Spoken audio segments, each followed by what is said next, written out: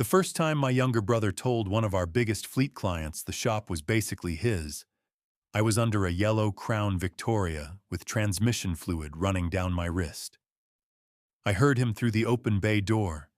He was up front with a dispatcher from City Line Taxi, smiling the way he always did when somebody important was in the room.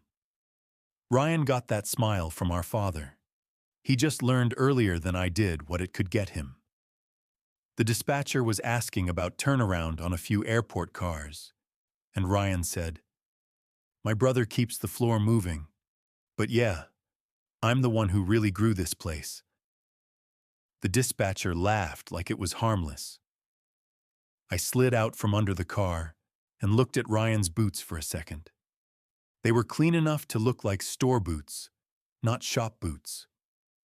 What got me wasn't even the lie. It was how easy it came out. No pause, no glance toward my bay. He said it like he'd already said it before. That was the first time I thought this would probably end ugly. "I'm the older brother. I'm 41. Ryan is 36.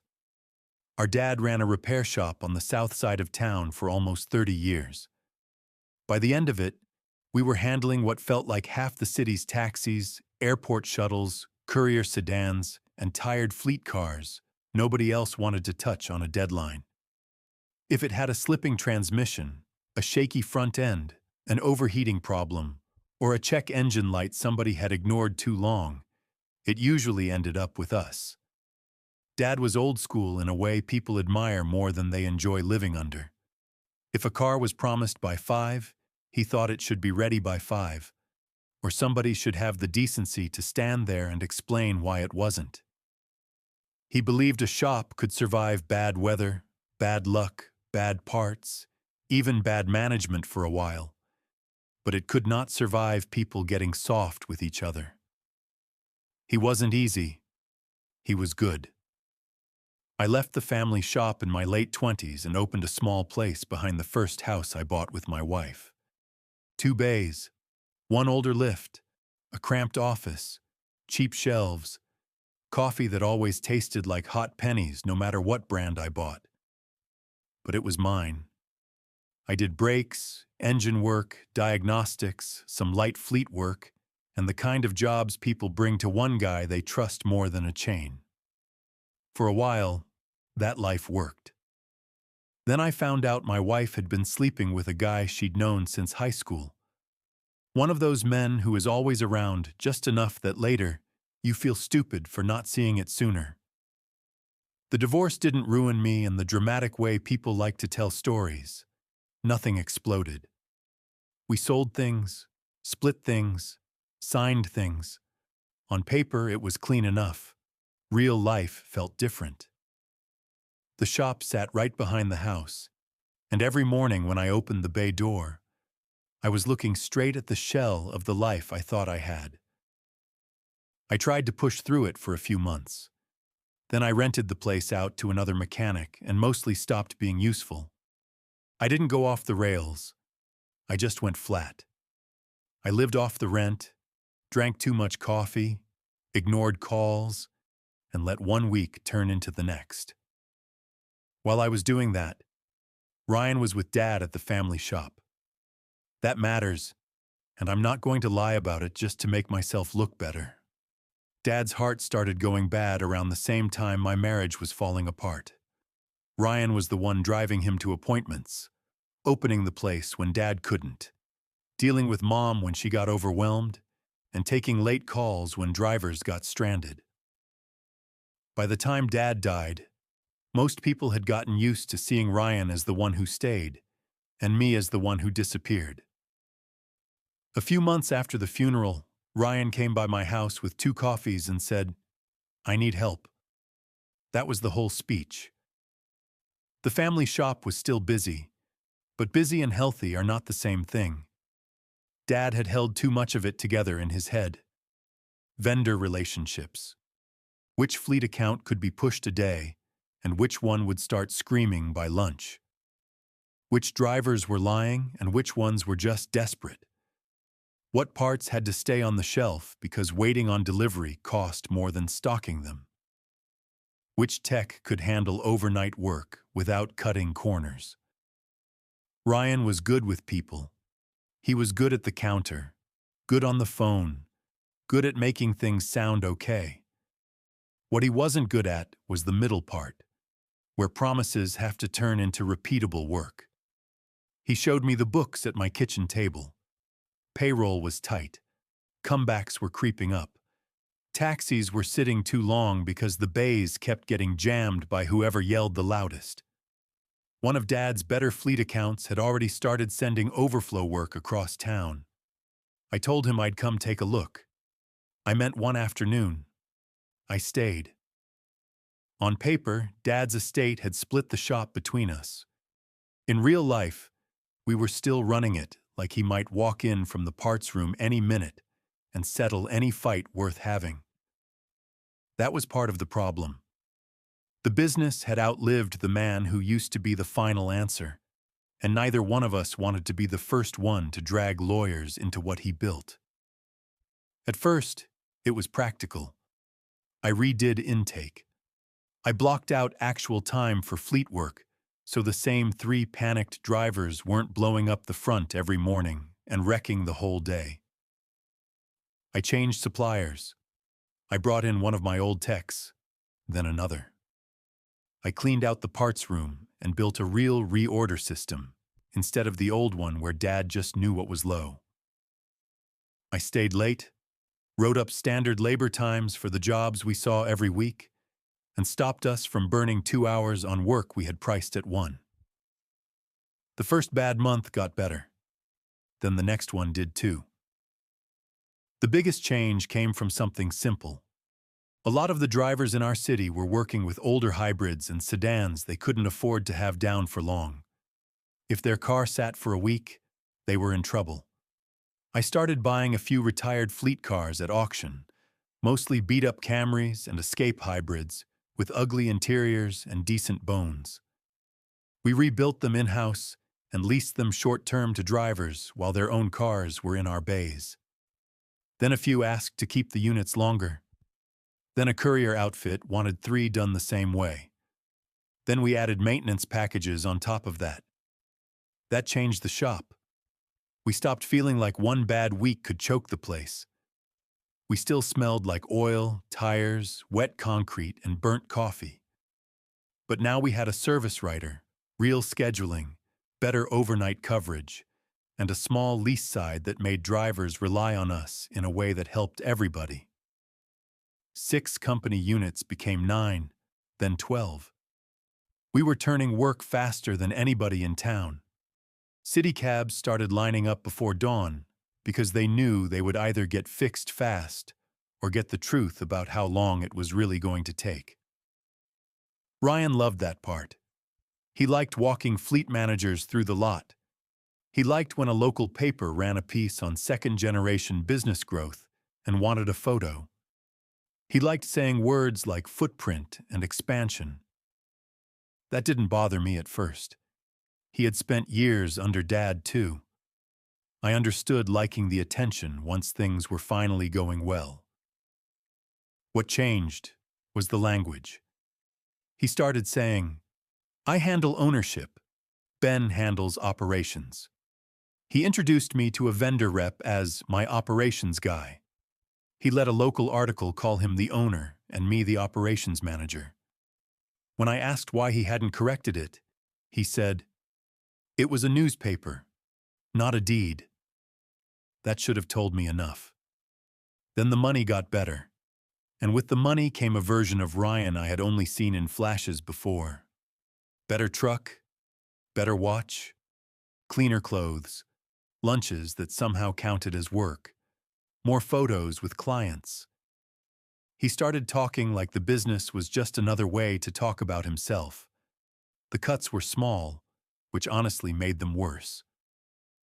A dispatcher thanked me for setting up the overnight turnaround system that kept their airport runs from falling apart. Ryan stepped right in and said, "Yeah, everybody's got a role, but somebody has to steer the ship." He called the two techs I brought in my guys. He changed the website and moved my name lower. At a family cookout, he told one of our cousins. Ben came in after the hard part was over. I stood there with a paper plate in my hand, looking at him, thinking either his memory had gotten very short or very useful. The thing that kept me there was that I still believed the business mattered more than my pride. Dad's shop fed families. By then it wasn't just us. We had techs, office people, drivers who depended on those lease units, vendors who counted on the volume, and my mother coming by on Fridays with pound cake like the place was still small enough to know every face. And if I'm being honest, part of me liked having work again.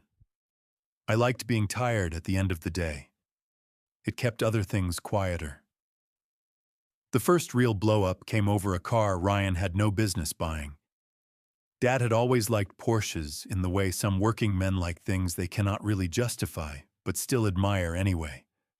Late in life, when the shop had a good year, he bought one for himself and babied it more than he drove it. After he died, it mostly sat. Ryan got it in his head that we needed a client-facing vehicle, something that showed we weren't just a cab garage anymore. He talked about image and higher-end customers and where he wanted the business to be in 5 years. I told him if he wanted to impress people, he could start by tightening receivables instead of buying a 6-figure toy through the company. He bought the car anyway, not Dad's old one. Newer, louder, more expensive. He wrapped it all in business logic I didn't believe for a second. And because things were going well, and because I was tired of having the same argument every time his ego wanted company money behind it, I didn't force the issue hard enough. That one is on me.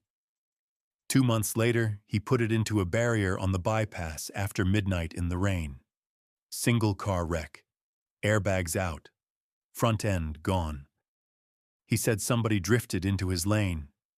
Maybe that part was true.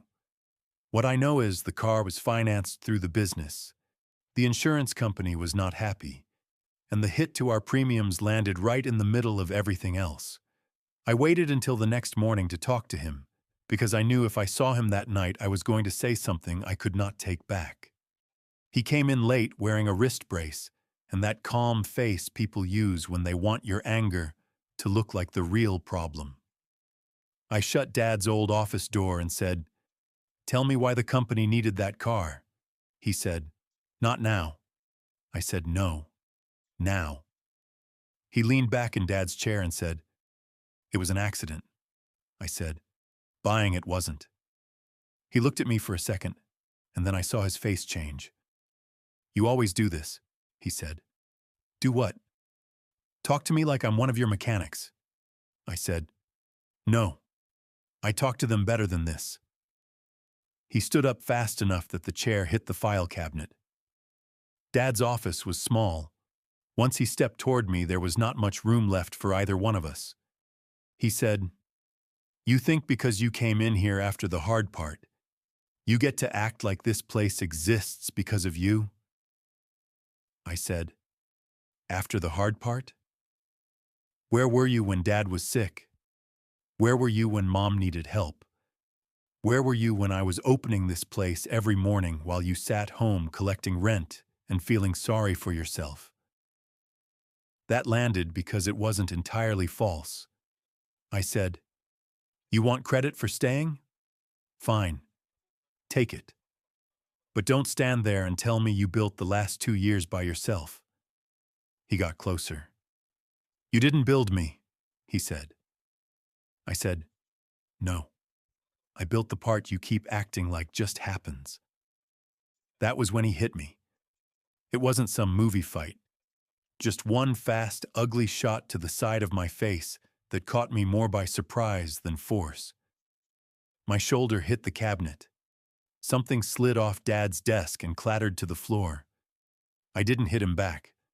I put my hand to my cheek and said, "All right." He looked more shocked than sorry. I said, "We're done doing this. One of us buys the other out, or lawyers do it for us." He told me to get out of his office. On the way home, I stopped for gas because my truck was almost empty. I caught my face in the scratched window by the register while I was paying. My cheek was already coming up dark under the bone. The kid behind the counter handed me my receipt and asked if I needed ice. I told him I had walked into a cabinet. He nodded like he didn't believe me and didn't care enough to ask again. When I got home, I stood in the bathroom a minute longer than I needed to. Not because of the bruise, because I kept trying to decide whether getting hit by your own brother was the kind of thing a family could come back from, or whether the truth was we had been past that point for a while, and I just refused to call it. Mom had us both to dinner that Sunday, because mothers always think one more meal might pull people back into who they used to be. She made pot roast because Dad liked it. Same chipped serving dish. Same overcooked carrots. Same yellow kitchen light he never changed. I think she was trying to stack memory in the room and hope it held. It didn't. Ryan acted normal in that aggressive way people do when they have decided your version of reality doesn't need air. Mom kept steering us toward safe things. Weather, church repairs, my cousin's kid getting into college. Ryan played along for a while, then made some comment about ownership stress, and looked right at me. Mom said his name once, Sharp. He kept going. It came out in pieces, but the point was clear. He said he was the one who stayed when Dad got sick. He said he had earned the right to run the shop because he was there when it was still grease, debt, and old invoices. He said the success after that was timing and luck, not anything I should flatter myself about. He said the techs I brought in came because the place was already moving. He said I liked rewriting history because I couldn't stand that my life had fallen apart, and his hadn't. Mom said, "Please, not at this table." He slapped the table once and said, "Then he needs to stop acting like I owe him everything." I looked at her, not him. I said, "I'm sorry, Mom." Then I stood up. She followed me into the kitchen before I got to the back door. That yellow light in there made her look older than she had 10 minutes earlier. She said quietly, "Your father didn't leave that place to one of you." I looked at her and said, "I know." That stopped her. "You knew?" Dad had told me the year before he died. He said Ryan had heart and I had judgment, and he did not trust either one of us alone as much as he trusted us together. That was about as close as he ever got to saying he loved us. I said, "I knew. I never pushed it because the place was working. I wasn't going to tear it up just because Ryan liked hearing himself talk." She sat down hard at the table. I said, "I'm stepping back." She looked up fast. "Don't do something out of pride." It's not pride. And it wasn't. It was that cold point where you stop waiting for somebody to get reasonable because you finally understand they mean what they have been saying. The next morning, I put it in writing. I was stepping away from day-to-day operations until ownership and structure got settled. I didn't poach clients. I didn't call secret meetings. I didn't start whispering in corners. I just stopped being the part of the wall Ryan had gotten used to leaning on. For a few weeks, nothing dramatic happened. That matters. Businesses don't fall apart the same day one person leaves, especially when that person built systems that actually worked. Schedules still ran on what I had put in place. The techs still showed up. Fleet accounts didn't vanish overnight. Ryan probably took that as proof he was right. Then Friday hit. Luis called me a little after 6:30 in the morning. He never called that early unless something was wrong. He said, "I'm only calling because I got kids, man. Payroll didn't hit." I was dressed and out the door before I finished my coffee. I didn't go there to take over. I went because once the people inside a shop stopped trusting Friday, the whole week changes. The lot was already half full when I pulled in.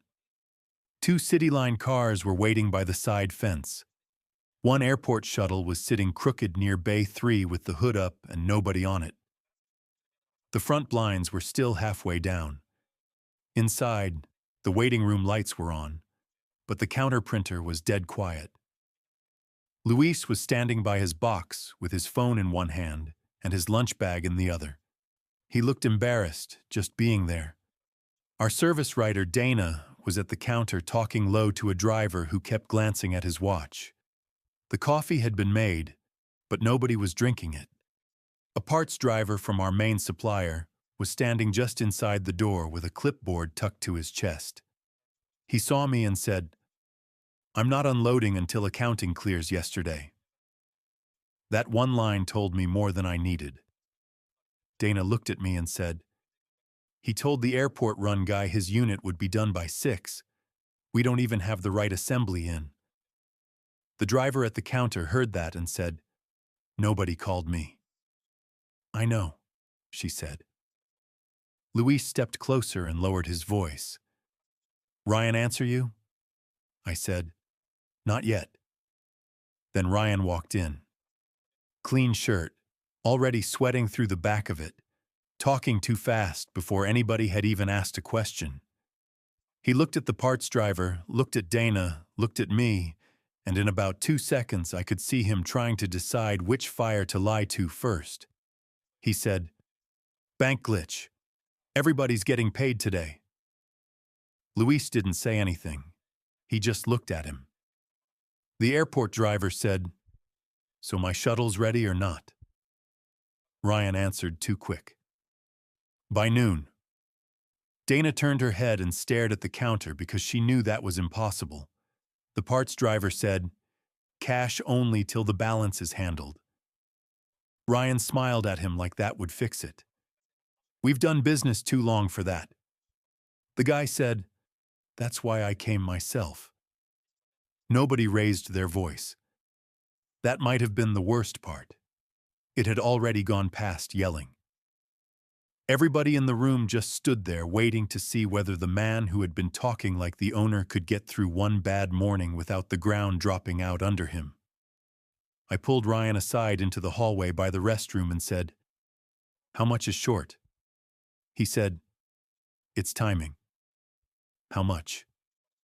He rubbed at his mouth and looked away. "Receivable clears Monday." That's not what I asked. He gave me a number. It was bad, but not unsalvageable. The kind of number a disciplined business survives and an undisciplined one keeps making worse. I said, "Pay them today." He snapped back, "With what?" I looked at him for a second and realized that was probably the most honest thing he'd said to me in months. I left before I said more than I should. That morning did more damage than one missed payroll. Once people see the guts of a business on the floor, they don't forget it. A vendor moved us to cash terms. One mechanic started taking calls from across town. Dana began keeping a notebook because what Ryan promised on the phone and what was actually in the system had stopped matching. One of the lease cars sat out back half done because the wrong front-end assembly had been ordered twice, and the driver who needed it kept showing up in the waiting room, trying not to sound desperate. Around then, I started hearing the other things. 2 patrol officers had come by one morning asking if Ryan had been driving one of the company units the night before. One of the drivers told me he had seen him in the lot at 7 in the morning, talking too fast and sweating through a clean shirt, then disappearing for 3 hours. Rumors in a shop can come from boredom or jealousy as easy as truth, so I didn't jump straight to drugs. But once the thought got in my head, a few other things lined up. The wreck, the mood swings, the missing money, the weight he had lost, the quick anger, the flat spots after the wired ones. I asked him to meet me after close. We sat in the waiting room with half the lights off and the vending machine humming in the corner. I said, "Tell me what's going on." He said, "With what?" With you. He laughed once. No humor in it. There it is. I'm not here to score points. Could have fooled me. I leaned forward. Payroll slipped. Vendors tightened terms. Cops have been by. You look like hell. So I'm asking you first, as your brother, and second, as your business partner. What is going on? He rubbed his mouth with the back of his hand and looked away. You always wanted this, he said. What? For me to screw up so you could come back and play the adult, I said. Ryan.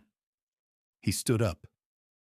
You never got over the fact that Dad trusted me to stay when you ran. There it was again. Same cut. Same place. I stayed sitting. I said, if you're using something, tell me now. Not because I want to bury you. Because once this gets loose in the business, it stops being just your business. His face changed for half a second. Not enough to count as a confession. Enough for me. Then it was gone. He said, you don't know what you're talking about. I gave him the offer again. Buy me out or let me buy you out. He told me to go to hell. 3 more months passed. Those months felt longer than the 2 years before them. People started calling me because they had to. Not because they wanted to betray him. Because grown men with mortgages make phone calls when checks start getting strange.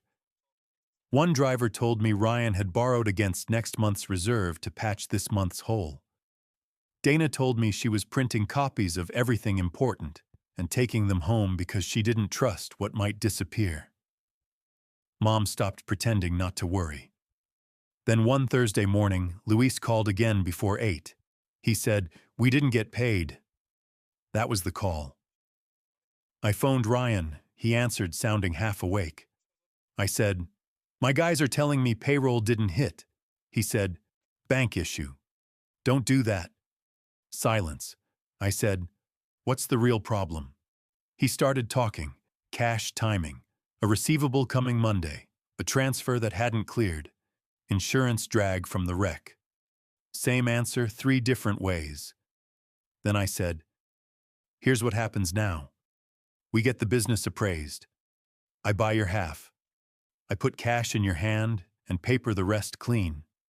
You sign off, you walk away, and payroll doesn't bounce again in Dad's shop. He didn't answer for a few seconds. When he did, his voice sounded smaller. You think you can just take it? I think you can't carry it.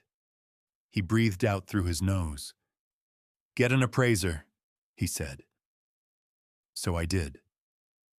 The valuation came back just under $700,000. That started one more fight because numbers always do when feelings have been pretending to be facts for too long. In the end, we landed where lawyers and exhaustion usually push people. Not happy, just signed. His half came out to $350. I put a chunk down in cash, papered the rest at $50 a month, and took over everything. Ryan signed through clenched teeth at a conference table that smelled like copier heat and old coffee. Mom sat by the window and barely spoke. The first few months after that were ugly in a boring way. Payroll first, vendors second, insurance third. I sold 2 lease units that were tying up cash. I cut the vanity spending. I sat down with Luis and Dana and rebuilt the week from the ground up. I paid Ryan what I owed him every month because whatever else had happened, I wasn't going to become the kind of man who won by cheating his own brother. He burned through the money faster than I expected. I never got a full confession out of him. What I got were pieces, pills after the wreck that turned into more than pills, nights that stopped ending when they should, friends who weren't friends, cash that moved too fast, lies that got sloppier because by then there weren't many people left he still cared about fooling. Mom cried exactly once in front of me over it. She found one of Dad's old photos in the office drawer and said, He would have hated this. I said, "Yeah." The shop lived. Not because I'm a genius. Not because I won. It lived because Dad built good bones. Because the people who stayed were worth more than we were paying them at the time. And because I had already learned once what happens when you walk away from work just because life hurts too much to stand where it happened. It took most of a year before I stopped feeling like every week was triage. Now the place is healthy again. Not flashy. Healthy. Mom doesn't worry about bills. The people who stayed through the bad stretch get paid on time. On the best months, we handle more units than Dad ever did. And I still don't say that out loud much because it feels too much like bragging over a grave. Ryan and I don't do holidays together much anymore. Mom stopped trying to force it. Early on, he called a few times asking for an advance on the next payment, and I told him no every time. Once he told a cousin I stole the shop from him. Maybe that's the version he needs. Families are full of those. I did get married again a couple years later. I almost left that out, because life does not hand you neat replacements for the people who fail you. But my wife knows the whole story, including the parts where I disappeared from myself for a while, and the parts where I stayed too long because I thought endurance and loyalty were the same thing. She says those are different things. She's right. The last payment to Ryan cleared on a Tuesday, a little before sunrise. I was in the office going over invoices when the bank confirmation came through. For a minute, I just sat there listening to the place wake up. Air compressor, bay door chain, somebody laughing out back, a horn on the street. Then Luis knocked once and asked if I wanted Unit 14 in Bay 2 before the airport rush. I told him yeah. By 7, the lot was full, the phones were ringing, and there was work to do.